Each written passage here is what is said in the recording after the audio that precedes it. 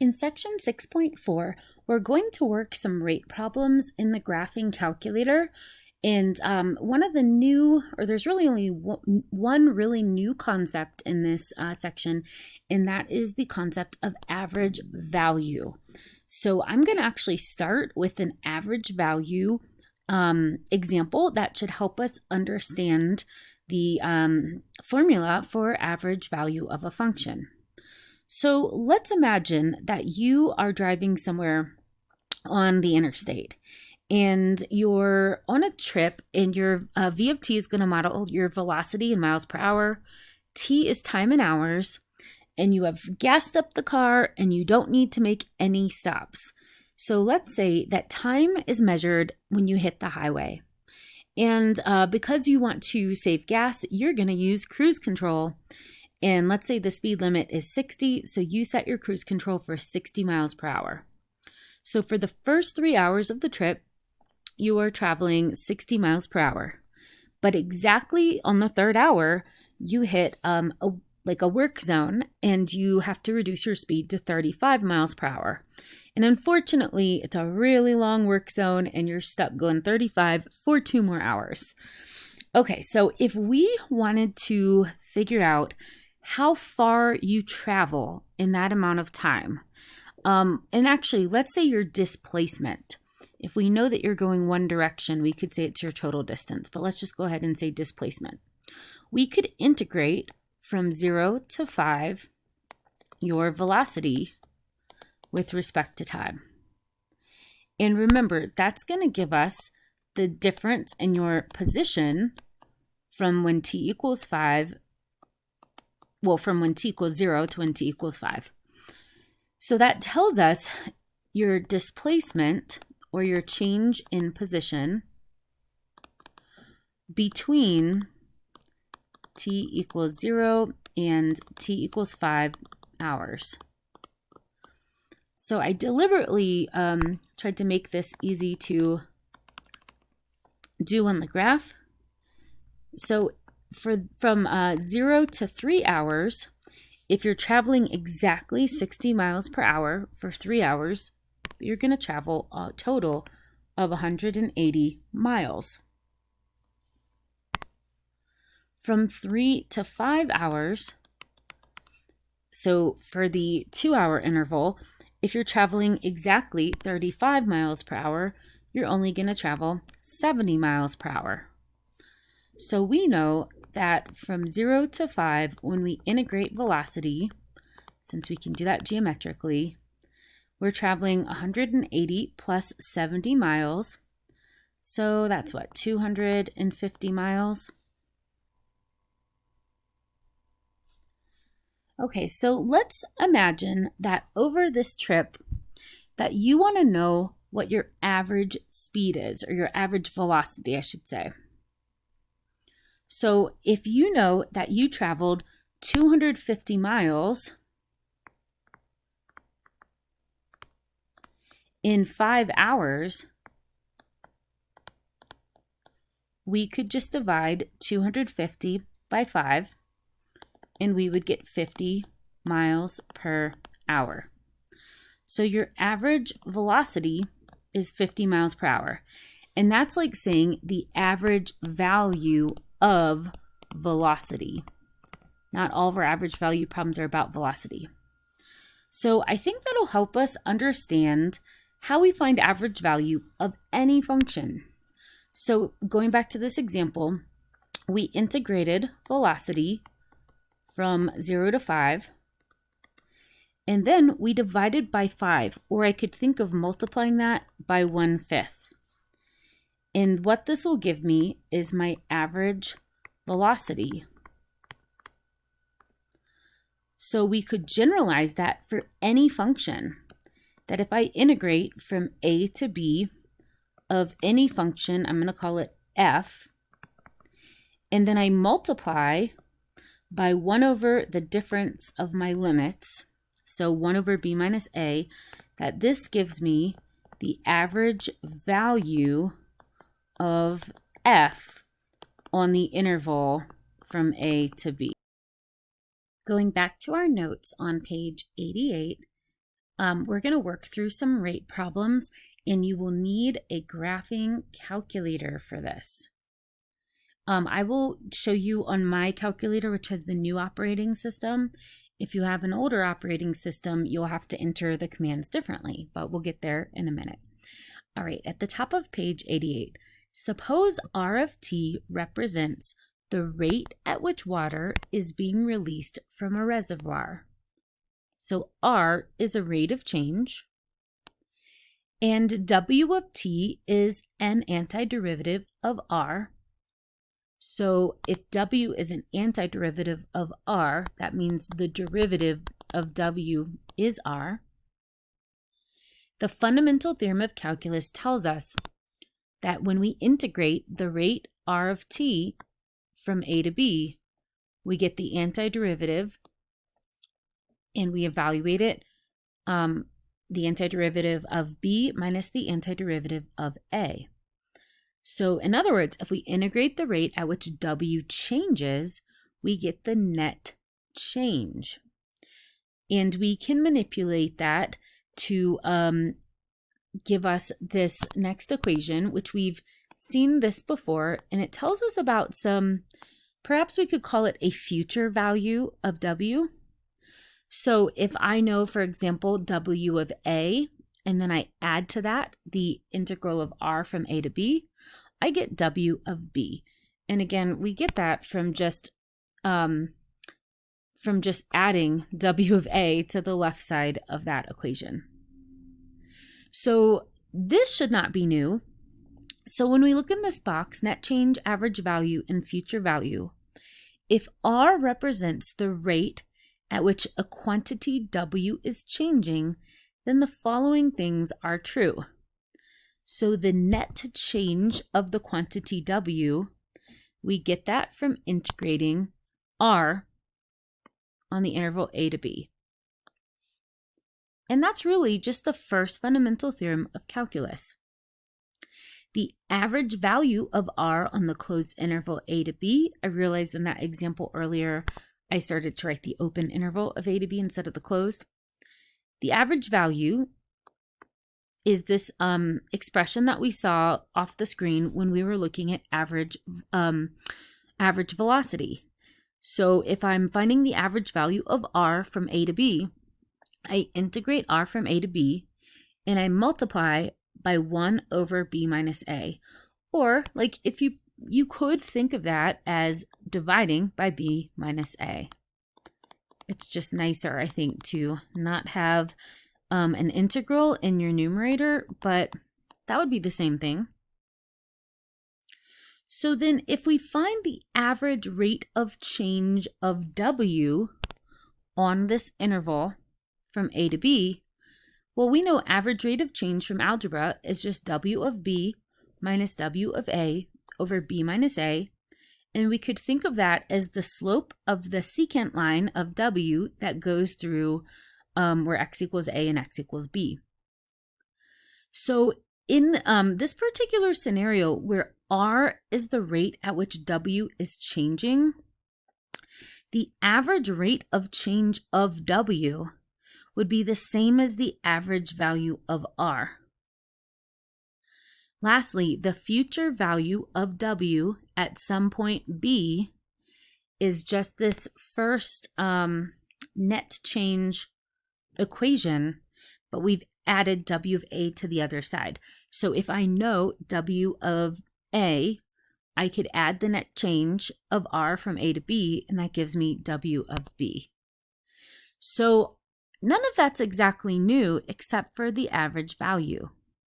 So we're going to look at two examples, and as we go through these examples, I'm going to model for you the expectations of how we would explain our thinking when we do our work in the calculator. So let's consider this a free response question exemplar. And so I want you to write it in your notes exactly as I write it here. Otherwise, it won't be an exemplar in your notes if it's not what I write. And we're going to use a graphing calculator. Generally, water is entering into a reservoir through precipitation in various streams or runoff, and water is being released from a reservoir through a dam. In this situation, we have both a rate in and a rate out. So let's suppose water is entering a reservoir at a constant rate of E of t. And even though we're going to use the calculator, I'm going to label this on the graph that E of t is that constant. And in the prompt, I'm going to write the word in, just so I remember. So that is the rate at which water is entering in the reservoir. And we're told E is measured in gallons per hour and T in hours, and we're looking at the closed interval from 0 to 7. At the same time, water is being released from the reservoir at a rate of R of T equals 500 plus 300 times the cosine of T. So I'm going to label this with out, because that is our rate out, and I'm going to label R of T on my graph. There are 200,000 gallons of water in the reservoir at time t equals 0. So note that that is not R of t and that's not E of t. That's how much water we're starting with. And E and R are shown below. So even though we could do much of this problem without a calculator, I'm going to start it with the calculator from the beginning. And if it were me, the very first thing I would do is decide which of these functions I'm going to program in Y1, which I'm going to program in Y2. And I would just maybe write that out to the side. So in Y1, I'm going to put E of t, which is our rate in. In Y2, I'm going to put R of t, which is our rate out. And this is just a note to myself. If like on the AP exam, no one's going to look at that. No one's going to grade that. It's just going to be helpful. So in my graphing calculator, let me see if I can move this. All right, so when I turn it on, because I'm using cosine, I need to double check that I'm in radians. If I'm not, I can go to mode and change from degrees to radians. So I'm going to go to Y1, and I said I was going to put E of t, which is just 500 in Y1.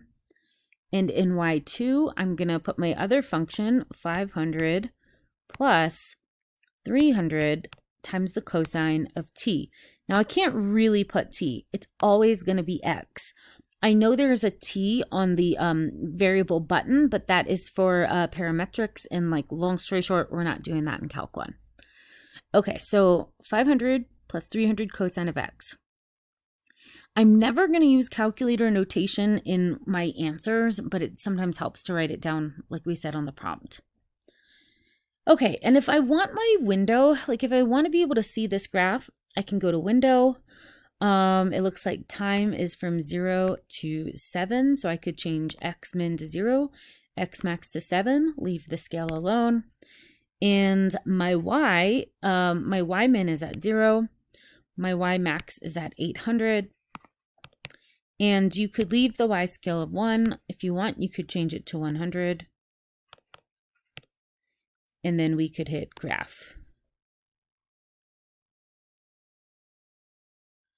All right, so the graph that we get should look like the graph on the page. Okay, so let's go to the first question. At time t equals 2, is water entering or leaving the reservoir at a faster rate? Now, I know you can see that on the graph. Like it is clear that at t equals 2, the greater number is E of t, or E of 2 rather. But let's just, for the sake of practicing in the calculator, let's find both of these numbers. Because usually in a problem like this, they're not going to give you the graph. So if I want E of 2, and remember I plugged E of t into Y1, the calculator knows function notation. So in my calculator, I'm going to go to vars. That button stands for variables. It's to the left of clear.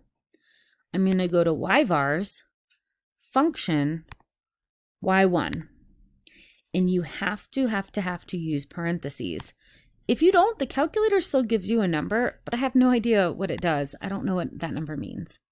So I know we already knew E of 2 was 500, but for the sake of practice with the calculator, I think we should use it. All right, and now let's find R of 2. So since we put R in Y2, we're going to do the same thing.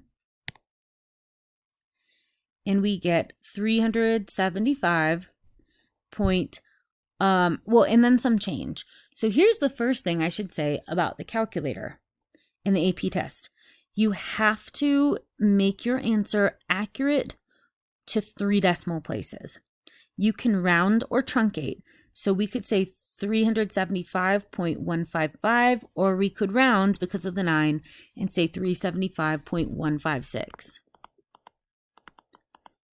However, if you are off by anything, like if you're off by 1 digit, if it's not correctly truncated or rounded, you will not get the point for the correct solution.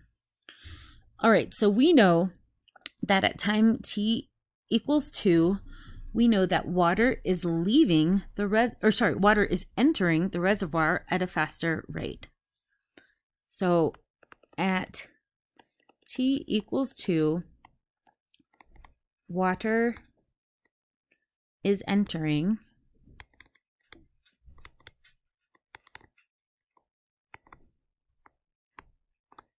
the reservoir at a faster rate. And then I might even say because E of 2 is greater than R of 2. And then the second question, what does that tell you about the water level at time t equals 2? We could say the water level is rising.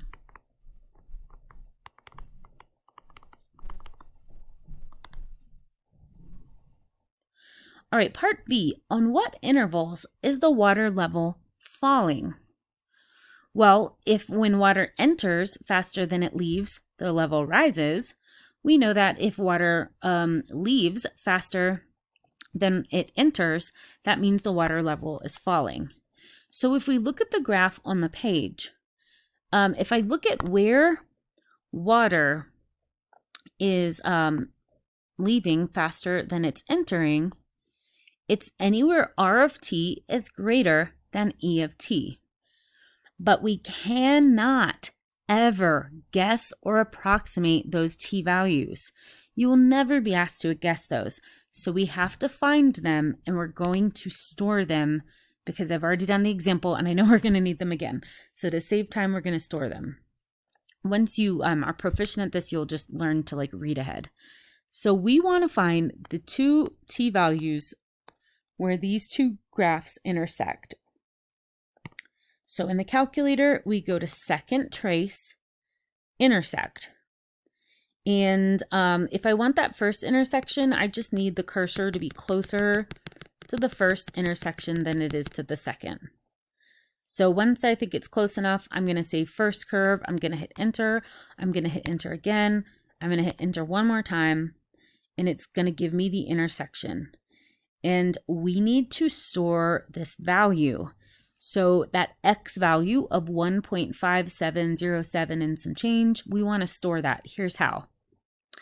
We can quit out of there, go to second mode, and then if you hit the variable X, so the calculator is temporarily storing that value of X. If you come down above the on button that says stow for store, and then pick a letter, any letter, I'm just going to pick the letter A, go to the green alpha button, and then pick any letter you want from the alpha menu. So I'm going to pick A, hit enter. That is what we just got on the graph.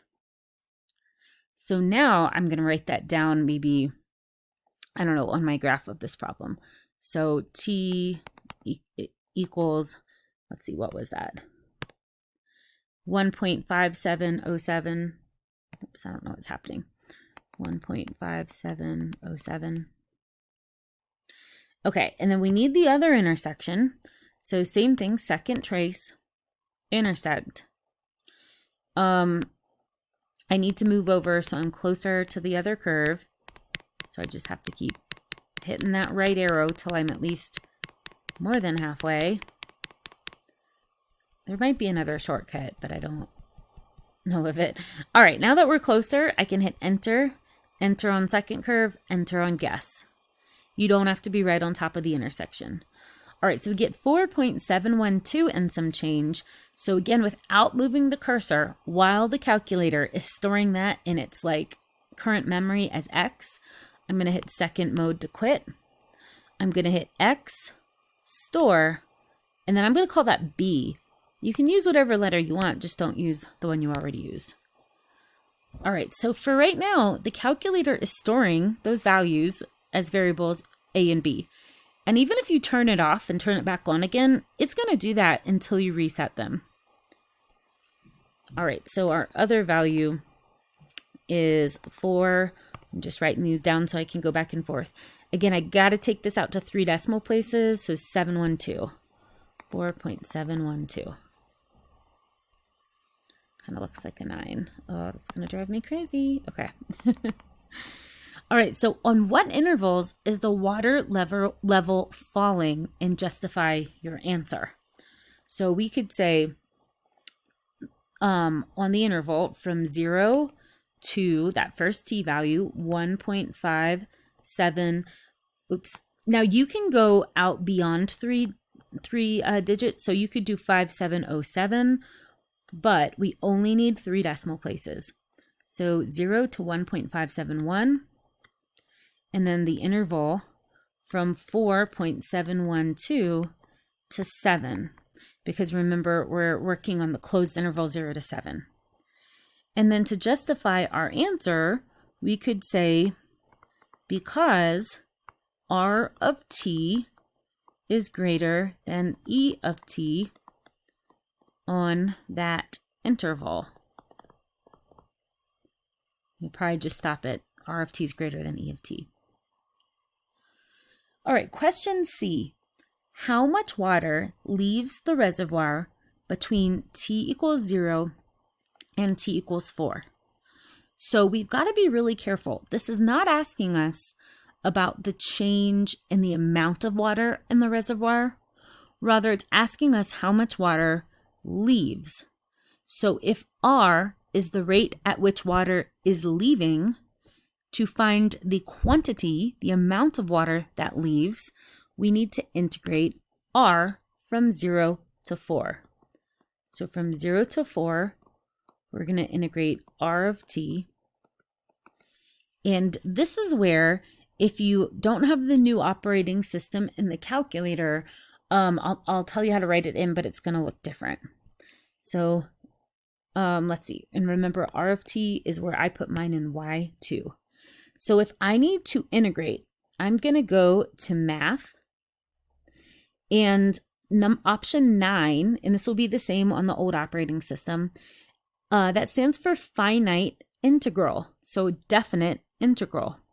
So I'm going to choose 9. And on the new operating system, it's going to look like an integral. So it's really easy. So I'm going to type in 0, and then my upper limit will be 4. And then my function, now I'm not going to retype it. Remember, I stored it in Y2. So I'm going to go to vars, yvars, function, Y2 is where I stored R. And then this is always with respect to X. I don't even know why it asks. You can't put anything else there. It has to be X. And let me be clear, it has to be the variable X. It cannot be the letter X from the alpha menu. All right, we hit enter and we get 1,772.959. I'm just using the approximately symbol because we're rounding, but like it doesn't really matter that much. All right, so 1,772.959. And remember, water is measured in gallons. So I'm going to be good and I'm going to say gallons. Now, if you don't have that new operating system, you're going to enter, so if you have the old operating system, you're still going to hit math, and then you're going to hit 9. And I believe it pops up like this. And what you're going to type in is your integrand first. So for us, our integrand, I stored it in y2. So you do that the same way. You're going to go to vars, and then y vars, and then function y2. So that should all be the same. Then you need to type a comma. After the integrand comes the variable of integration. So you need to type in the variable x, not the letter, but the variable button. Then you're going to type in your lower limit, which for us was 0. And then you're going to type in, these are all separated with a comma, your upper limit 4. And if you need any help, just Google how to do that. There's like a million videos online. So for the old operating system, you always go in that order. So it's integrand, then your variable of integration, then your lower, and then your upper limit. Okay, so that's what we do on the older one. All right, and then in part D, find an accumulation function, W of t, that will give you the amount of water in the reservoir at any time t. So not the amount leaving and not the amount entering, but the total amount. So we'll see a lot of questions like this a lot. We call these rate in, rate out questions. If we want to write an accumulation function that does this, I need to think about that. The amount of water, like if I integrate the amount of water coming in, so if I integrate E from, let's just say 0 to 7, that's going to give me all the water that enters from 0 to 7. If I integrate R from 0 to 7, that's going to give me all the water that leaves. And I need the difference of that. I need all the water that comes in minus all the water that leaves. And you could write that as 2 integrals, but we could really write that as just 1 using the properties of integrals. So if our accumulation function is W of t, we first of all need to consider any initial amount of water in the reservoir. So going back up to our question, or our prompt, there are 200,000 gallons of water in the reservoir at time t equals 0. That is W of 0. So I'm just going to write that out to the side so I don't forget. W of 0 is 200,000 gallons. So we need to start with our initial amount of water, and then we need to add the change in the amount of water. So I'm going to integrate the amount in minus the amount out. Since this is an accumulation function, I'm going to start at 0. And let me be clear, the reason we're starting at 0 isn't because it's 0, it's because we know W of 0. So our lower limit has to match that. Our upper limit is the variable t. And then this is where we need to use a dummy variable. So instead of E of t minus R of t, I'm just going to say E of x minus R of x dx. So this accumulation function will give us the amount of water in the reservoir at any time t. And you could also plug in the 200,000 instead of leaving it W of 0, but I wanted to point that out. So I know we're almost done with this example, but I want to go back up to that box at the top of page 88 for just a second. When we look at future value, like this is really similar to the function we just wrote.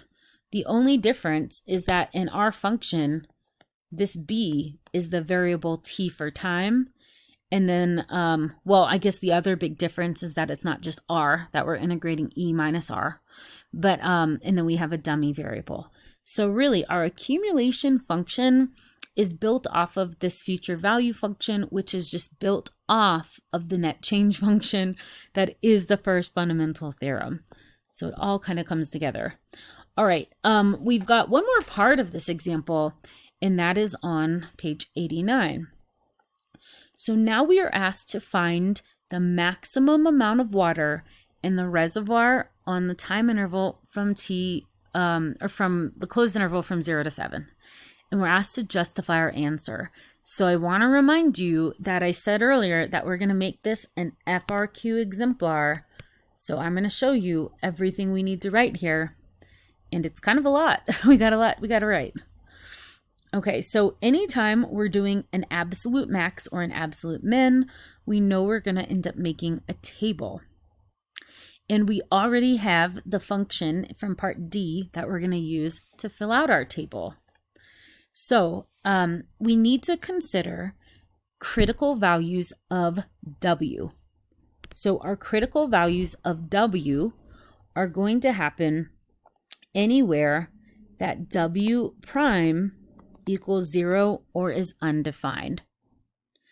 So if W of t is this accumulation function from part D, if I find W prime, this goes back to what we did in section 5.3, taking derivatives of accumulation functions.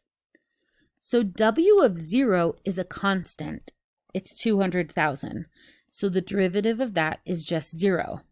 So now when I move on to this integral and I take the derivative, just like the second fundamental theorem tells us, the derivative and the integral cancel out. In the limit of integration t, we replace our x with t. So W prime is just e minus r, e of t minus r of t. So if I want to know where W prime equals 0, well, I could either go back to my calculator or look at this graph. We already found those values. So remember, I told you earlier we were going to store them in the calculator because we would need them again, and that I'd already done the problem, so I knew that. Okay, so in our table, when we make this table, we must, again, keep those values to 3 decimal places. If you abbreviate them in the table, you won't get the full credit. All right, so in our table, we said we've got to consider endpoints of our interval because an absolute min or max can occur at endpoints or at critical values. And then we also need 1.571 and 4.712. And we're going to find W of t. And we're going to use the accumulation function from part D. Now, we do not ever want to use a rounded number. So we need to use those exact values in our calculator, and that's why we stored them. Okay, so if I look at my accumulation function, it is W of 0, which is 200,000.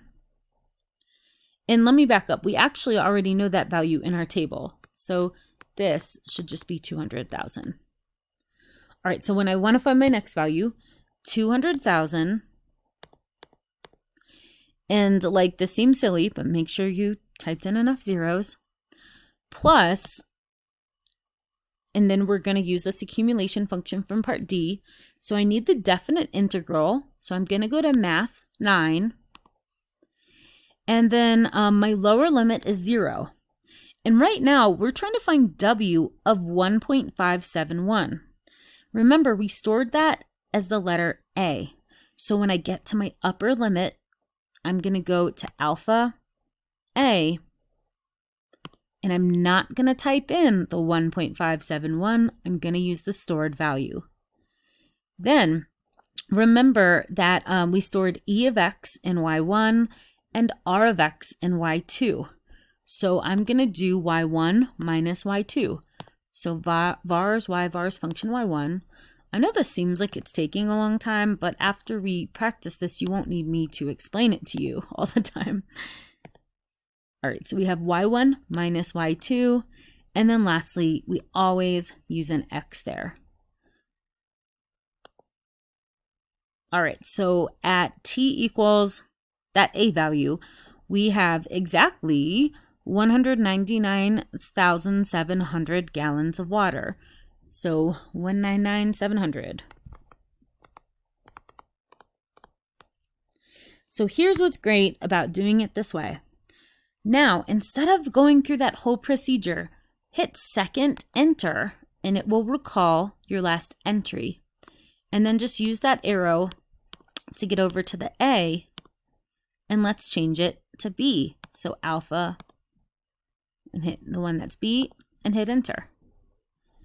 All right, so at that second time value, or when t equals 4.712, we now have 200,300 gallons of water in the reservoir. All right, lastly but not leastly, we want to change that B to a 7. So I'm going to hit second enter to recall the last thing I typed in. And I'm going to make that a 7. All right, so 199,802.904. Do not round unless you're rounding to the third decimal place, but it's already 3 decimals. Okay, I don't know if I remembered that correctly. Yes, okay. All right, so there's our table. The calculator did the heavy lifting. Sort of. I guess our brains did the heavy lifting. So to justify our answer, the table is a big part of our justification. This over here showing that we got our critical values this way. Even though we wrote our accumulation function in part D, it might be helpful to bring it down to part E, but in an FRQ, if you write that in part D, it's enough, like it carries forward through the problem, but it wouldn't hurt to rewrite it in part E. And lastly, just to answer the question, the maximum is 200,300. So the max amount of water in the reservoir is 200,300 gallons. And then even though it didn't ask when, we could say at T is approximately 4.712, and that was in hours. But if you want to just be safe, you could stop at the actual maximum amount because it didn't ask for us to tell what time that happens at. Okay, the last example will go a little faster. I'm going to put it in a separate video.